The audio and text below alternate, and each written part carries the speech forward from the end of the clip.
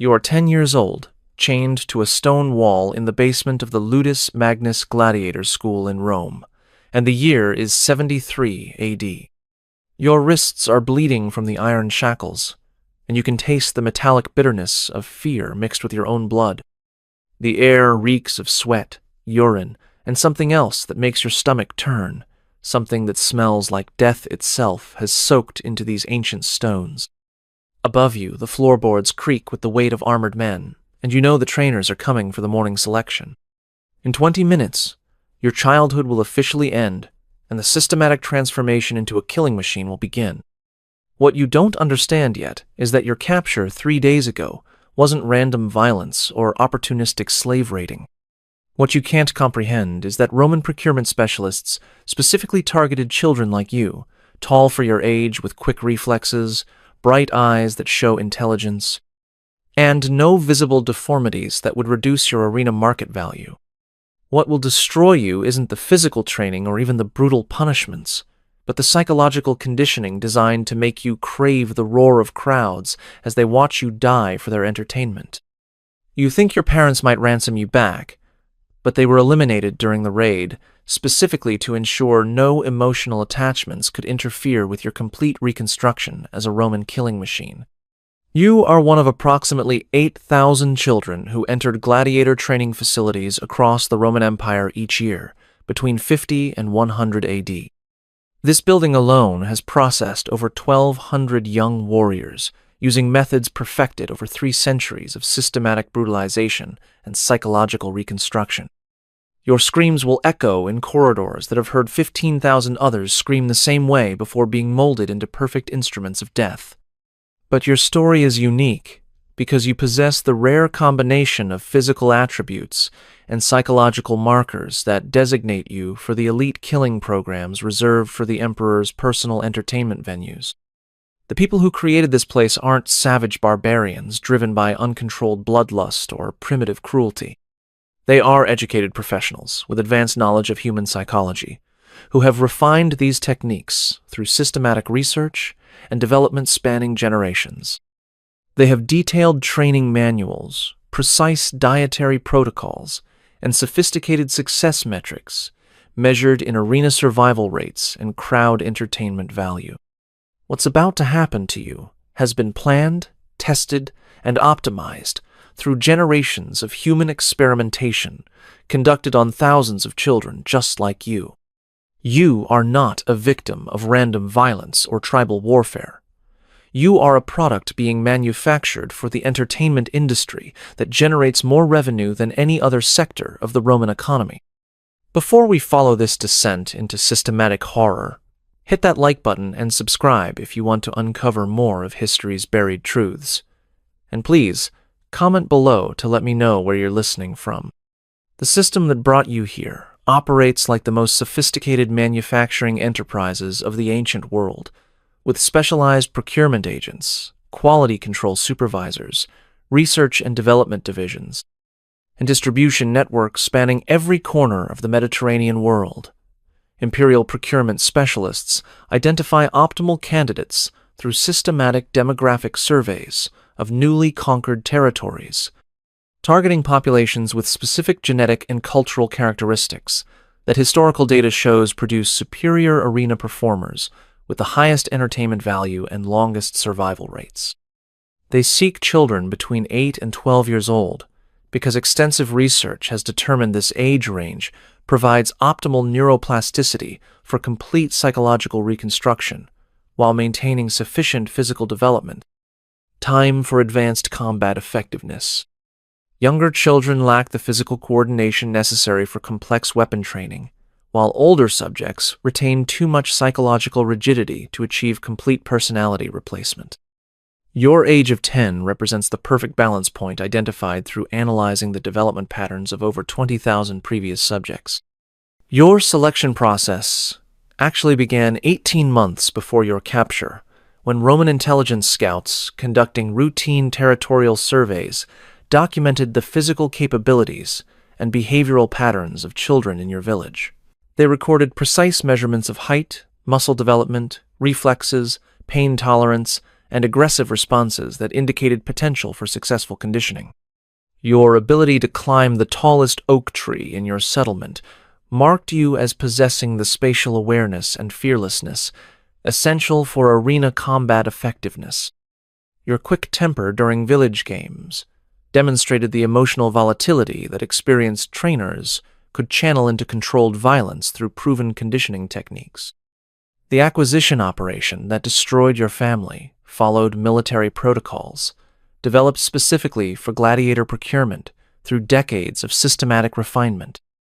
Raiders eliminated adult males first to prevent organized resistance, then systematically evaluated children according to predetermined criteria established through statistical analysis of arena performance data.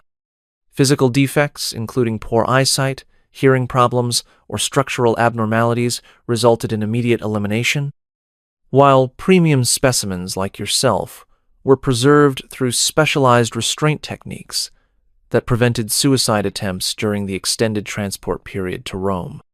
Transportation utilized vehicles designed specifically for moving valuable human cargo across vast distances, while maintaining the physical and psychological condition necessary for successful processing. Your restraints were calculated to prevent escape attempts while maintaining blood circulation necessary for continued muscle development during the journey. The feeding schedule provided precisely measured nutrition to maintain optimal physical condition without allowing sufficient energy for resistance activities. Your handlers received extensive training in psychological manipulation techniques for breaking emotional attachments to family and homeland through systematic humiliation disguised as practical necessity. Route planning avoided populated areas where rescue attempts might be organized, while utilizing way stations equipped specifically for gladiator transport operations. These facilities provided secure holding areas, medical treatment for valuable subjects, and psychological conditioning that began the identity destruction process during transport. By the time you reached Rome, preliminary conditioning had already begun through controlled sensory deprivation and systematic reality distortion designed to make you more receptive to intensive processing. Upon arrival at the Ludus Magnus, you underwent comprehensive evaluation procedures designed to categorize your potential within the complex gladiator hierarchy system. Physical measurements determined your projected adult size and appropriate weapon specializations based on biomechanical analysis. Psychological testing identified personality traits that would respond optimally to specific conditioning protocols developed through extensive experimentation. Medical examination documented baseline health metrics that would be tracked throughout your development process to ensure optimal physical conditioning outcomes. The classification number tattooed permanently on your shoulder reflects a complex algorithmic system that predicts your arena performance potential based on statistical analysis of over 2 centuries of gladiator career data. This number determines everything from your living conditions to your training intensity to your eventual arena debut scheduling. Higher classification numbers receive enhanced nutrition and specialized training because historical data shows they generate significantly higher revenue through longer careers and greater crowd appeal. Initial conditioning follows standardized protocols, refined through processing thousands of previous subjects with documented modifications based on Celtic personality characteristics. Sensory deprivation creates psychological vulnerability and dependency, while controlled nutrition maintains physical development, according to predetermined growth curves established through medical research. Social isolation prevents emotional bonds that might interfere with trainer loyalty conditioning, while systematic sleep disruption makes subjects more susceptible to psychological manipulation techniques. Every interaction during this phase is calculated to produce specific behavioral modifications within precisely timed developmental windows identified through extensive research. The goal is complete ego destruction, followed by systematic reconstruction of personality according to gladiator specifications. This process typically requires 43 days for complete effectiveness, though Celtic subjects often require additional conditioning due to cultural factors that create stronger resistance to authority. This facility processes 60 children simultaneously using operational models perfected at 17 similar institutions across the empire. With coordination systems that share successful techniques and troubleshoot problems through regular communication networks.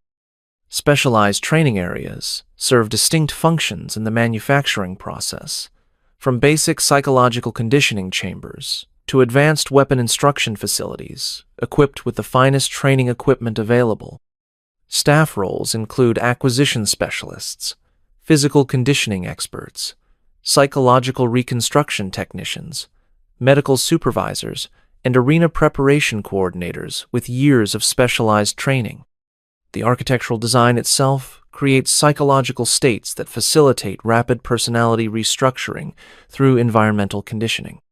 Corridors are deliberately narrow and poorly lit to create constant anxiety, while training areas are designed to echo sounds that become associated with pain and fear. Living quarters are intentionally uncomfortable to make subjects grateful for any minor improvements offered as rewards for compliance. Even the meal scheduling and waste disposal systems are designed to reinforce subject dependency and eliminate privacy that might allow independent thought.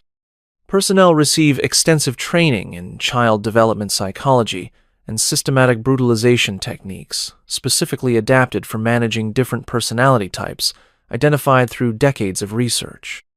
Celtic children require different approaches than Germanic or Greek subjects due to cultural factors that affect psychological conditioning effectiveness. Supervision systems ensure consistent application of conditioning protocols while preventing unauthorized kindness that might interfere with the dehumanization process essential for creating effective gladiators. Advanced measurement systems track processing efficiency and outcome quality through detailed metrics, including psychological compliance scores, physical development rates, and projected arena revenue potential. Staff retention is managed through profit-sharing arrangements tied directly to arena performance statistics of their process subjects, creating strong incentives for thorough and effective conditioning. Your progress will be measured against established benchmarks derived from analyzing the career trajectories and revenue generation of over 40,000 previous Gladiator trainees. The facility measures ultimate success through arena survival rates, entertainment value scores, measured by crowd response, and revenue generation per processed subject over complete career spans. Current data shows 73% of subjects achieve basic combat competency within 18 months of intake processing. 41% survive their first arena appearance while generating positive crowd response metrics that justify continued investment. 27% achieve veteran status, with careers lasting over 2 years and generating substantial profit through multiple appearances and breeding programs.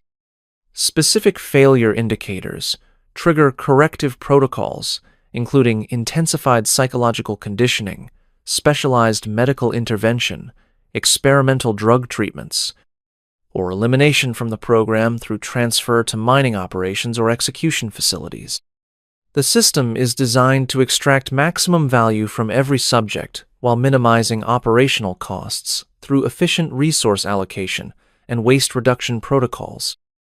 Marcus Brutus entered this facility with memories of helping his father repair fishing nets, dreams of becoming a Celtic warrior, and a gentle nature toward injured animals.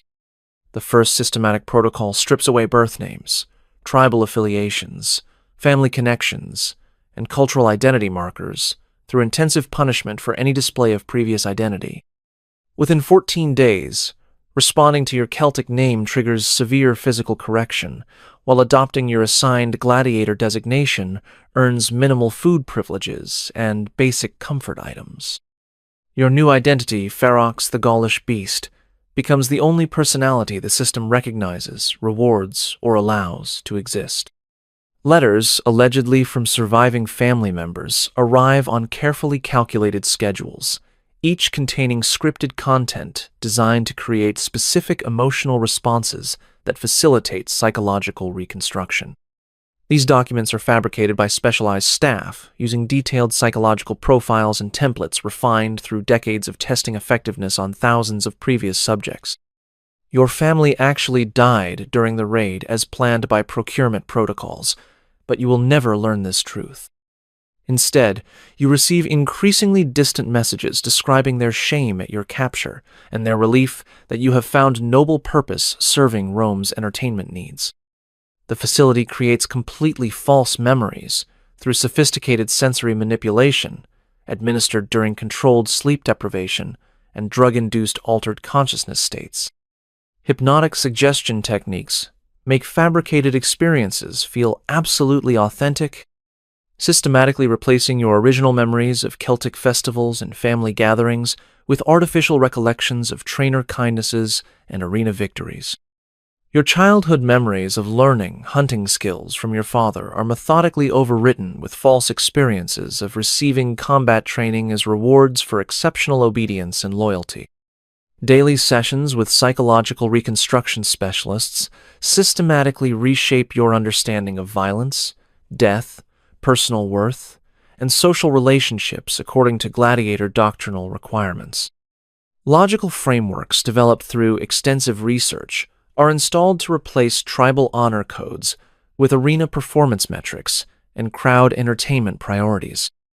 You learn that Gladiator ideology explains your previous suffering as necessary preparation for the sacred duty of entertaining Roman citizens through spectacular combat displays. Resistance to these new frameworks triggers escalating consequences, including prolonged isolation, food restriction, medical experimentation, and witnessing the systematic elimination of other subjects who failed psychological integration. Basic survival needs, including food, water, shelter, and medical treatment, are met only through specific compliance behaviors measured against detailed performance rubrics, updated constantly based on your psychological progress.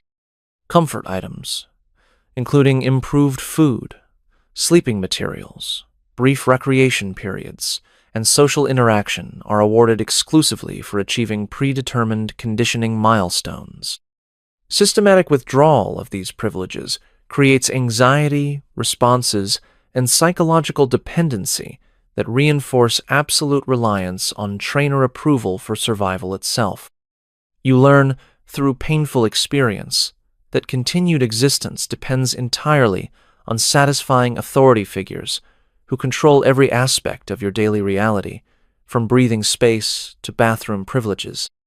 The psychological conditioning makes resistance literally unthinkable because your brain has been rewired to associate defiance with existential terror and compliance with basic survival necessity. Psychological attachment protocols involve designated trainers providing carefully measured kindnesses immediately following traumatic conditioning procedures. This creates powerful emotional bonds that the facility systematically exploits through manipulation techniques designed to make you grateful for minimal decent treatment from the very people who are destroying your original personality. You find yourself desperately craving approval from authority figures who represent your complete psychological destruction. The trainer who occasionally shows you proper sword grip becomes more psychologically important to you than your murdered parents, whose faces you can no longer remember clearly. Contact with other subjects is controlled through sophisticated social engineering designed to prevent solidarity while encouraging competition that serves training purposes. Specific relationship dynamics are encouraged through reward systems, while collaborative behaviors are punished through collective punishment protocols that make caring about others a liability. You witness severe consequences, including execution for subjects who attempt mutual support or resistance activities, creating fear responses that prevent group organizing. Friendship becomes dangerous because emotional attachment to other subjects provides trainers with additional leverage for controlling your behavior through threatened harm to those you care about. The facility systematically provides false hope indicators, including carefully staged promises of eventual freedom, fake letters describing successful gladiator retirements, and fabricated stories of subjects earning enough prize money to purchase their release. These hope creation events are immediately followed by hope destruction, demonstrations that prove the impossibility of escape through systematic revelation of the lies behind every promise. This cycle repeats according to precise timing, designed to create learned helplessness and complete acceptance of permanent gladiator status. You learn through bitter experience that hoping for reunion with family, return to Gaul, or any life outside the arena only leads to increased psychological and physical suffering designed to eliminate such thoughts. The conditioning process systematically trains you toward accepting gladiator identity as your permanent reality and only possible source of meaning or achievement. Your original personality undergoes complete replacement through conditioning techniques administered over calculated developmental phases identified through extensive research on child psychology. Celtic warrior values including honor, loyalty to tribe, and protection of the innocent are systematically eliminated and replaced with arena performer instincts, designed to maximize entertainment value while ensuring absolute trainer control. The boy who once helped his father repair fishing nets and dreamed of defending his village becomes completely inaccessible beneath psychological programming designed to create the perfect killing machine for Roman audience. Entertainment. Once psychological reconstruction reaches completion, you serve multiple functions, including training subject for newer arrivals, advanced combat skill development for specific arena roles, and breeding stock for producing future gladiator generations. Your daily labor includes sparring with fresh recruits, demonstrating proper submission techniques to authority, and serving as a successful conditioning example for resistant subjects. The facility profits from your training activities while continuously reinforcing your psychological conditioning through teaching others the same system that destroyed your original identity and replaced it with gladiator programming. Regular psychological evaluations measure compliance indicators against performance standards derived from analyzing thousands of previous subjects with similar backgrounds. Comprehensive testing procedures verify that psychological changes have been successfully implemented and remain stable under various stress conditions, including combat simulation, crowd pressure, and authority challenges. Sophisticated corrective measures address any regression indicators that might threaten operational requirements or suggest incomplete personality reconstruction that could lead to resistance behaviors. After 36 months of intensive processing, Marcus Brutus no longer exists in any meaningful psychological sense. Ferox, the Gaulish beast, performs combat functions with efficiency ratings that consistently exceed facility standards for his age category and cultural background. The transformation is complete, irreversible, and meets all imperial specifications for arena entertainment value. This systematic process will be repeated with incoming Celtic, Germanic, and Thracian children using techniques continuously refined through analyzing your case and implementing optimization protocols for future conditioning operations. Subjects who complete the full training program serve arena functions until physical deterioration, serious injury, or psychological breakdown renders them unsuitable for continued entertainment value. Systematic disposal methods handle different categories of unusable gladiators through sale to provincial arenas for lower-value entertainment, assignment to execution events designed to dispose of damaged inventory, or elimination through staged combat arrangements designed to appear accidental while removing subjects who have become operational liabilities. Recycling protocols extract remaining value from terminated subjects through organ harvesting for medical training, skeletal preservation for anatomical study, and corpse disposal in lime pits beneath the facility designed to eliminate evidence of operational failures. Even in death, processed subjects serve the system that created them through contributions to medical knowledge and operational efficiency improvements. Successfully processed subjects meet specific performance criteria for Imperial Arena events, private entertainment functions, and breeding programs designed to produce future gladiator generations. Comprehensive testing protocols verify combat effectiveness, psychological stability under pressure, and entertainment value before deployment to appropriate venues. Defect rates are systematically addressed through corrective manufacturing protocols applied to future subjects, while quality improvements are implemented through detailed analysis of arena performance data and crowd response metrics. This facility represents one of 23 similar operations serving the Roman entertainment industry across the empire, with sophisticated coordination mechanisms that share operational improvements and best practices across the entire network.